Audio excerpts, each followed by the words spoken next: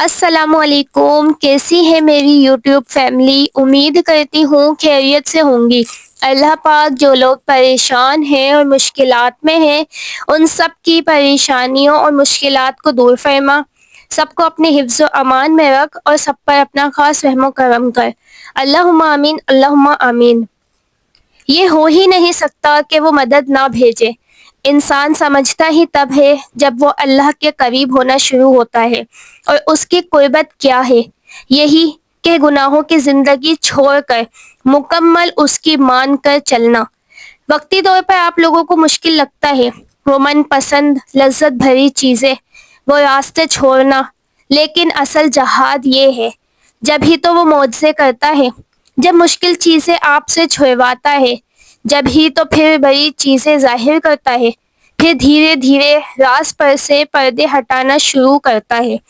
جیسے کئی لوگوں کو ان کی موت سے پہلے انہیں محسوس کروا دیتا ہے، ویسے ہی خوشیوں کے آنے سے پہلے وہ آپ کو نشانیاں ظاہر کرتا ہے، کبھی خوابوں میں اور کبھی حقیقت میں۔ اور وہ نشانی انسان کو تھامنا ہوتی ہے تاکہ بندہ خود کو مایوسی میں نہ لے جائے کہ کچھ نہیں ہونا، میری دعائیں جواب نہیں دے رہی۔ تو بس وہ آپ کو آزمائے گا کہ یہ کس راستے پر جائے گا اس مشکل وقت میں، جب اس کی مرضی کا کام نہیں ہو رہا ہوگا، جب راستہ کوئی دکھائی نہیں دے رہا ہوگا، کیونکہ جنگ تو اچھائی اور برائی کی ہے۔ آزمائش کے لمحوں میں انسان سوچنے لگتا ہے اب کیا ملا نیکی کی زندگی گزار کر، ہر کام میں ناکامی، اتنی دفعہ شکست، اس سے اچھا تو میں بھی اوروں جیسا بن جاؤں۔ یہ والے خیال کا اٹیک شیطان ہر ایک پر کرتا ہے، لیکن اس سے بچ وہ پاتے ہیں جو نبی پاک کی ذات کی طرف دھیان رکھتے ہیں کہ ناکامیاں انہیں بھی ملی جبکہ معجزوں کی طاقت ان کو بھی ملی تھی، دعاؤں کا انتظار انہوں نے بھی کیا تھا، جبکہ وہ اللہ سے فوراً بات منوا سکتے تھے، لیکن انہیں اپنی سیرت میں سکھانا تھا جو پیچھے مسلمان آئیں گے وہ جلد بازی میں شیطان کا راستہ نہ اپنائیں۔ اس لیے خوشیوں کا وقت بھی آتا ہے، وہ بھی اٹل ہے، بس اگر انسان صبر کا راستہ طے کرے۔ تو اب میں آپ لوگوں کے ساتھ ایک خوبصورت آیت شیئر کر رہی ہوں جو آپ لوگوں کو خوشخبری کا یقین دلائے گی۔ سورہ حدید کی آیت نمبر 17 ہے، جان رکھو کہ خدا ہی زمین کو اس کے مرنے کے بعد زندہ کرتا ہے۔ ہم نے اپنی نشانیاں تم سے کھول کھول کر بیان کر دی ہیں تاکہ تم سمجھو۔ تو غور کیا آپ لوگوں نے اللہ آپ کو کیا غور کروا رہا ہے؟ مثالیں دے کر۔ انسان کے ساتھ بھی تو یہی معاملہ ہے، جب من پسند چیز دور چلی جائے، انسان انتظار کر کر کے تھک جائے اور ہر طرف سے غم مل رہے ہیں، ناکامیوں کا سامنا کرنا پڑے تو انسان ٹوٹ کر ختم ہو جاتا ہے، زندہ لاش بن جاتا ہے، اور پھر انسان کہتا ہے کہ شاید ہی میں اب اٹھ سکوں، یا شاید ہی میرا دل کبھی خوشی محسوس کر سکے، کیونکہ میں اندر سے ختم ہو چکا ہوں۔ تو آیت ان کو جواب دے رہی ہے، اللہ اپنی قدرت سے ان کے اندر دوبارہ زندگی بھر سکتا ہے، وہ بھرتا بھی ہے۔ آپ لوگ جائزہ لیں سب اپنی اپنی زندگی میں کہ کوئی آس کوئی امید نہیں لگتی تھی، لیکن اللہ نے کسی نہ کسی سبب میں آپ لوگوں کو مبتلا کر دیا اور دیکھتے ہی دیکھتے دعا مانگنے کی امید میں لگا دیا، ایسی چاہ میں مبتلا کر دیا کہ جس کا معجزہ ہونے کے انتظار میں آپ کو ہر لمحہ تڑپاتا ہے۔ کیا سب خود ہو گیا؟ تب ہی تو اللہ کہہ رہا ہے تم پر نشانیاں کھول دی تاکہ تم سمجھ سکو۔ جس نے سمجھنا ہوگا وہ سمجھے گا، اور جس نے نہیں سمجھنا ہوگا تو اسے اللہ تعالیٰ اسے لاکھ نشانیاں دکھا دے، ان کو پھر بھی یقین نہیں ہوتا۔ تو کیا نشانیاں ایسے ہی ظاہر ہو جاتی ہیں؟ بالکل بھی نہیں۔ اس کے پیچھے اس انسان کا صبر، اس کی دعائیں، اس کا درد، اس کے آنسو، اس کی مشقت ہے جو وہ اپنے رب کو منانے کے لیے کرتا اور سہتا ہے۔ تو اللہ اسے جواب دیتا ہے کہ تم لاکھ غم میں ہو، میں تمہیں دیکھ رہا ہوں، سن رہا ہوں، بس تھوڑا صبر اور کر لو، یہ وقت حالات سب پلٹ دوں گا، کیونکہ میں ہر شے پر قادر ہوں۔ آپ لوگوں کے ساتھ ایک ترمذی بخاری کی حدیث شیئر کر رہی ہوں کہ زیادہ دعائیں مانگنے سے کیا ہوتا ہے۔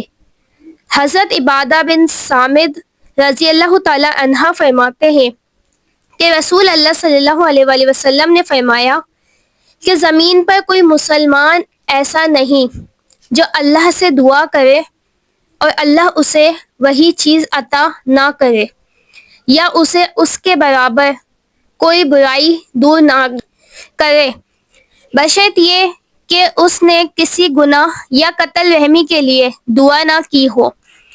اس پر ایک شخص نے پوچھا کہ اگر ہم بہت زیادہ دعائیں کرنے لگے تو آپ صلی اللہ علیہ وآلہ وسلم نے فرمایا اللہ اس سے بھی زیادہ قبول کرنے والا ہے۔ تو ثابت ہو گیا کہ دعائیں آپ یوں سمجھ لیں ایک کھیتی کی طرح ہیں، جتنا اناج بوتے جائیں گے اتنا زیادہ ملتا جائے گا۔ زیادہ دعا کرنے میں فائدہ ہی فائدہ ہے انسان کا۔ اور آج جو حدیث اور آیات آپ سے شیئر ہوئی ہے، ان آزمائشوں میں یہ بھی رب کی رحمت ہے۔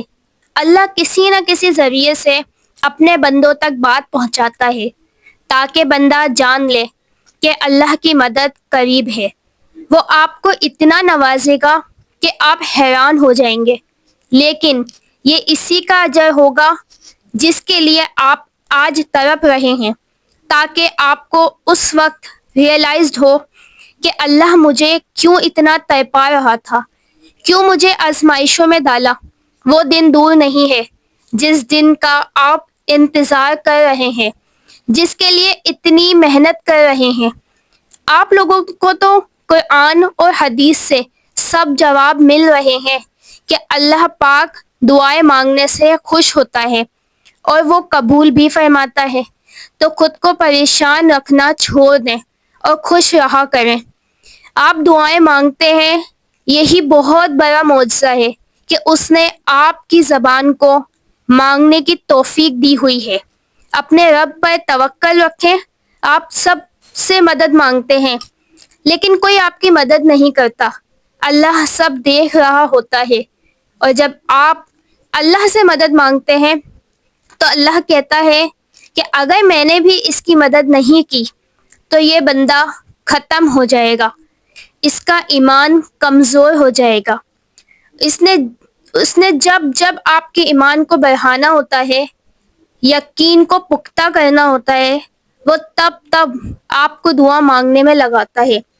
اللہ رب العزت فرماتا ہے کہ کچھ بھی تم تک نہیں پہنچ سکتا سوائے اس کے جو اللہ نے آپ کے لیے لکھا ہے۔ اس سے یہ ثابت ہے کہ آپ تک آنے والی ہر تاخیر اور ہر خیر اللہ کی طرف سے ہے۔ یہ وسوسے اور یہ انتظار معجزوں سے پہلے ہونے والے امتحان ہیں، اس لیے وہ سب سے پہلے صبر سے روشناس کرواتا ہے، دعاؤں کے مانگنے کے طریقے اور سلیقے سب سکھاتا ہے۔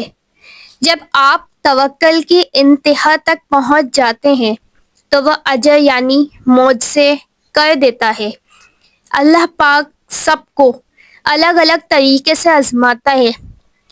جسے جلدی سب کچھ پانے کی چاہ ہوتی ہے تو اسے دیر سے گزارتا ہے تاکہ وہ صبر کرنا سیکھے، اور جسے نہ ملنے کا خوف ہوتا ہے اسے خالی ہاتھ رکھ کر آزماتا ہے تاکہ وہ توکل کرنا سیکھ سکے۔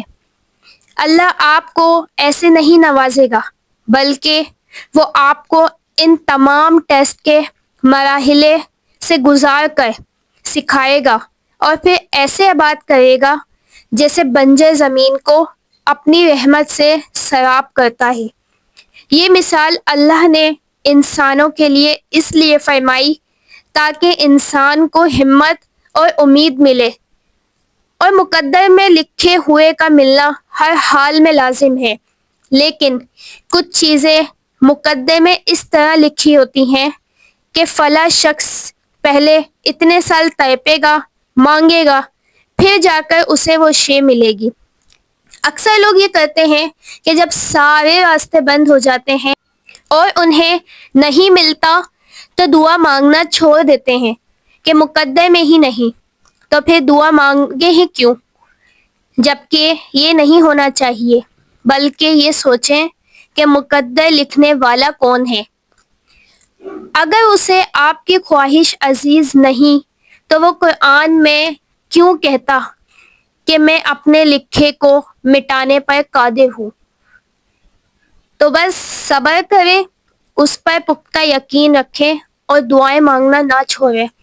اس سے مسلسل دعائیں مانگتے رہیں، معجزے ہوں گے۔